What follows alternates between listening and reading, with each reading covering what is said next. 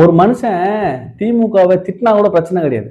ஆனா தாவேகாவை சப்போர்ட் பண்ணிட்டாங்கன்னு வச்சுங்களேன், அவங்கள போட்டு செய்றாங்க. அது யாரு என்னன்னா பாக்குறது இல்ல. இத்தனை நாளா அவங்களுக்கு சப்போர்ட் பண்ணி இருந்தவங்களா இருந்தாலும் அதெல்லாம் பாக்குறது கிடையாது. எவனா இருந்தாலும் ஏறி பொறான்ற வேலையை தான் இன்னைக்கு வந்து திமுகவுடைய ஈகோ சிஸ்டம் செஞ்சுக்கிட்டு இருக்கு. என்னன்னா, முன்னாள் ஐபிஎஸ் அதிகாரி அவர் ரவிக்குமார் நினைக்கிறேன்.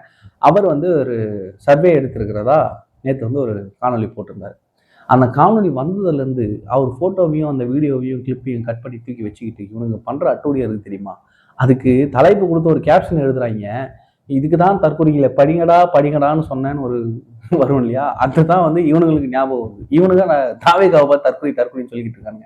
அவர் என்ன சொல்ல வராரு? எத்தனை பேர் போட்டு எவ்வளவு சர்வே எடுத்திருக்காங்க?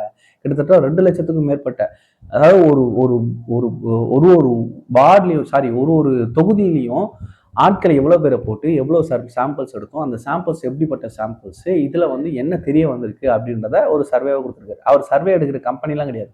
அவங்க வந்து சோசியலா சில ஆக்டிவிட்டீஸ்ல ஈடுபடக்கூடிய ஒரு team, retired police officers team. அந்த டீம்ல கிட்டத்தட்ட 2,340 பேரை சூஸ் பண்ணி ஒரு தொகுதிக்கு 10 பேரு, அந்த 10 பேரு தலா 100 பேர்கிட்ட பேசணும் அப்படின்றது தான் அவங்க வச்ச இலக்கு. ஆனா இதை தூக்கிட்டு ஒரு நாளைக்கு எத்தனை நிமிஷம் தெரியுமா? ஒரு நிமிஷத்துக்கு எத்தனை பேர்கிட்ட பேச தெரியுமா? ஒரு நாள்ல எப்படியா இத்தனை லட்சம் பேர்கிட்ட பேசுனீங்க, இத்தனை லட்சம் சாம்பிள்ஸ் எடுத்தீங்கன்னா வந்து வாய்க்கு வந்ததெல்லாம் டைப் பண்ணி ஏத்தி ஏத்தி ஏத்தி போஸ்டா போட்டு தள்ளிக்கிட்டு இருக்காங்க.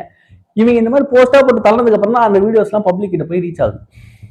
என்ன சொல்லிட்டாரு? பெருசா ஒண்ணும் இல்ல.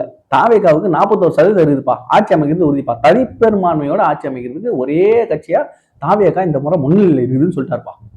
இதுதான் கள நிலவரம் அப்படின்னு சொல்லிட்டாரு. இந்த சர்வே எடுக்கிற டீம்ஸ் எல்லாம் வந்து நிறைய டீம் ஆயிப்போச்சுங்க. இப்போ எக்கச்சக்க டீம் ஒன்னு ஒரு சர்வே சொல்லுது. என்னன்னா அவங்க எடுக்கிற சாம்பிள்ஸை பேஸ் பண்ணி அவங்க எந்த நேரத்துல போய் எடுக்கிறாங்க, எந்த மாதிரியான பகுதியில் போய் எடுக்கிறாங்க, எந்த மாதிரி ஏஜ் கேட்டகரிட்டு எடுக்கிறாங்க, எந்த ரிலிஜன் எடுக்கிறாங்க, எந்த கேஸ்ட் எடுக்கிறாங்க, இது எல்லாத்தையும் பேஸ் பண்ணி தான் இந்த சர்வேஸ் எல்லாமே மாறுது. ஒட்டுமொத்தமா 4,88,00,000 பேர் போட்ட ஓட்டை இத்தனை ஆயிரக்கணக்கான சாம்பிள்ஸ் தான் முடிவு பண்ணும் அப்படின்னா, இன்னொன்னு எலெக்ஷனுக்கு முன்னாடி நீங்க சர்வே எடுத்து உருட்டீங்கன்னா கூட அது வந்து ஒரு மக்கள் மத்தியில் ஒரு இம்பாக்டை கிரியேட் பண்ணலாம் அப்படின்னு ஒரு ட்ரை. என்னன்னா நிறைய பேர் சொல்றாங்க திமுக ஜெயிச்சிடணும், அப்போ திமுக ஓட்டு போட்டலாம் அப்படின்னு நினைக்கணுன்றதுக்காக ஒரு சர்வே போலியா எடுத்து அப்படியே போட்டுக்கிட்டு இருப்பீங்க. எக்ஸிட் போலே முடிஞ்சு போச்சு, போலிங்கே முடிஞ்சிச்சு. இதுக்கப்புறம் யாரை ஏமாத்துறதுக்கு எப்படி சர்வே அப்படின்னு கேட்டீங்கன்னா, முதல்வரை ஏமாத்துறதுக்கு இந்த சர்வே. முதல்வரை குச்சிப்படுத்தணும். இன்னும் இருக்கக்கூடிய இந்த ஒரு 2-3 நாளுக்காவது அவரை ஜாலியா வச்சிருந்து இந்த பிரச்சனைகள்லாம் கண்ணுக்கு தெரியாம எப்படி இங்க வந்து தேனாரும் பாலாரும் ஓடுதுன்னு சொல்லி முதல்வரை ஏமாத்தி ஆட்சி செஞ்சுக்கிட்டு இருந்தாங்களா அமைச்சர்கள்லாம். என்னங்க ஏதோ தூய்மை பணியாளர்கள்லாம் போராடிக்கிட்டு இருக்காங்களா, அவங்க எதுவுமே கேட்கலையா, நான் எங்கேயோ பார்த்தனே அப்படின்னா, ஐயா அதெல்லாம் ஒண்ணும் கிடையாதுங்க. நாளைக்கு பாருங்க ஒரு ஃபங்க்ஷன் நடக்குது, தூய்மை பணியாளர்கள்லாம் வந்து உங்களுக்கு எப்படி ஆஹா ஓஹோன்னு புகழ போறாங்கன்னு சொல்லிட்டு ஒரு டிராமா கிரியேட் பண்ணி எப்படி தூய்மை பணியாளர்களை ஒரு இடத்துல இருந்து அடிச்சு அப்புறப்படுத்தி இது பண்ணாங்களோ, அதே இடத்துல வேற ஒரு டீமை கூப்பிட்டு வந்து டிராமா பண்ணி ஒரு ஷூட்டிங் நடத்தி அதுக்கு வந்து முதல்வர்கிட்ட போட்டு காட்டி ஏமாத்திட்டு இருந்தாங்கல்ல. நம்ம ஆட்சி சூப்பரா இருக்குதுங்க, அதெல்லாம் எதிர்கட்சியுடைய விமர்சனங்கள் அப்படின்லாம் வந்து ஏமாத்திருந்தாங்க. அந்த மாதிரி ஏமாத்துறதுக்கு இந்த எக்ஸிட் போல்ஸை பயன்படுத்துறாங்க.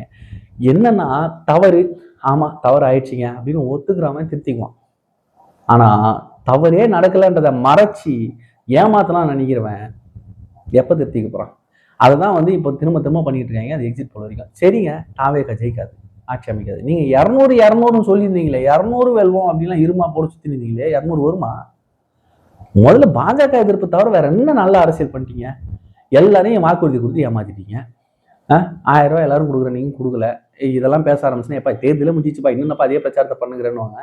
ஆனா அந்த பிரச்சாரத்துக்கு பதிலே சொல்ல மாட்டாங்க. இவ்வளவும் மக்களுக்கு பண்ணிவிட்டு துரோகத்தை பண்ணிவிட்டு திரும்ப உங்களுக்கு ஓட்டு போடுவாங்க. எதை நம்புறீங்க அப்படின்னு, எதை வச்சு நம்புறீங்கன்னு கேட்டா பதிலே இருக்கு. இப்படி வந்து சர்வே ஏதாவது சொல்லிட்டாங்க போட்டு பொறான்றது. ஒரு டீம் மிஸ், நாம் தமிழர் கட்சி மிஸ்ஸிங். டிபேட்டு இந்த இதெல்லாம் வந்து ரொம்ப பேசிட்டு இருப்பாங்க. இப்ப பாருங்க ஒரு 6-10 நாளா எல்லாம் ஃபாரின் ட்ரிப் டூர் போயிடறாங்கன்னு நினைக்கிறேன். அண்ணன் கூட ஏதோ 4 பேர் வைத்தறிச்சல் படுறாங்கன்னா போடலாம் அப்படின்னு ஃபாரின்ல போய் போட்டோ எடுத்து போட்டுக்கிட்டு இருக்காரு. டேய், இங்க திரள் நிதி திரட்டி எல்லாம் வந்து கட்சிக்குன்னு கொடுத்து அவன் நாயா பையா ஓடி உழைச்சிக்கிட்டு இருக்கான். Night shift day shift double shift பார்த்தவங்களுக்கு வந்து திரள் நிதி கொடுத்துக்கிட்டு இருந்தா, எங்களுக்கு மக்கள் நிதி கொடுக்குறாங்க, நாங்க அதெல்லாம் வந்து எலெக்ஷனே பேஸ் பண்றோம், நாங்க யாருக்கிட்டையும் நிதி கொடுக்க வேண்டிய அவசியம் இல்லை ஒன்னு பெருமையா பேசிட்டு ஃபாரின் ட்ரிப்புக்கு போனீங்கன்னா அவங்களாம் பாக்குறவங்க எவ்வளவு காண்டாகும்.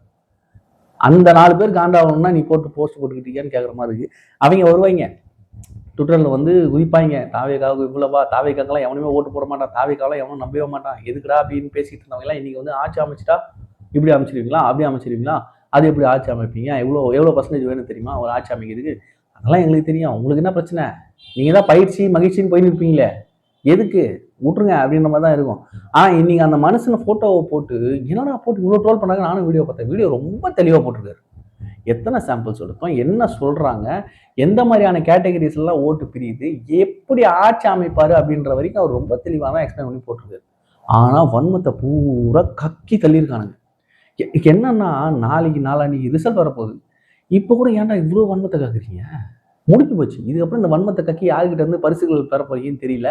ஏதாவது இருக்கும் இந்த மாதிரி ஏதாவது வன்மத்தை கக்கிறதுக்குன்னு ஏதாவது பரிசுகள் கொடுக்கறதுக்கு ஒரு டீம் இருக்குன்னு நினைக்கிறேன். அதை வச்சு தான் கக்கிட்டு இருக்கானுங்க. சரி, நம்மளுக்கு வந்து ஒன்றும் பிரச்சனை இல்லைங்க, ரொம்ப ஃப்ரீயாக போகுது, சாஃப்டாக ஹேண்டில் பண்ணிட்டு இருக்காங்க, ரொம்ப அழகாக வந்து ஹேண்டில் பண்ணுறாங்க. ஒரு விஷயத்துக்கும் பசங்களுக்கு வந்து என்னென்ன பண்ணணுன்றத ட்ரைனிங்ஸ் போயிட்டு இருக்கு. அந்த ட்ரைனிங்ஸ் அட்டன் பண்ணுற பசங்கள்லாம் அங்கே போய் திமுக அதிமுக ஏஜென்சிக்கு சொல்லி கொடுத்துருக்காங்க என்ன பண்ணணும்.